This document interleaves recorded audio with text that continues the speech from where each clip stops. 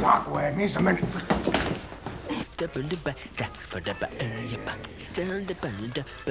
Siikaa, hei, liikennevalo. Paino.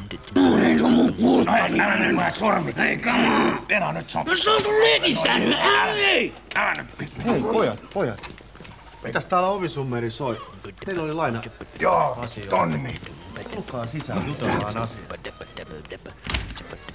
No niin, vai pankkilainaa? Mikä se on poikien henkilökohtainen rahatilanne ensinnäkin?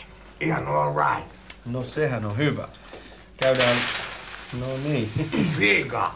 Käydään läpi tässä muutamia asioita. Onko teillä työpaikat?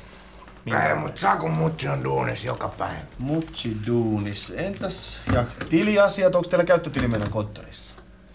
Käy tilimellä. Käy. Joo. Mikä sellainen summa? Summa olisi kyseessä. 100 tonni. 1000 markkaa ja takaajia löytyykö? Ei tuo takana ketään. Niin, Mulla joo. on 2 liikenteessä. Joo. Kuulkaas hei, kyllä tänä päivänä on tilanne se, että ensinnäkin pitäisi olla säännöllinen työ, säännölliset tulot, tili meidän konttorissa, että... Hei pojat!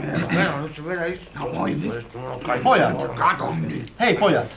Hei. Mulla olisi semmonen idea, että käytte tuossa työvoimatoimistossa, joka on aivan 100 metrin päässä ja palataan sen jälkeen asiaan. Onks 100 metriä paljon vai vähän? No se on hyvin kohtuullinen matka. Tilaa ja taksi. No joo. Karu äijä, karu. Karu puku.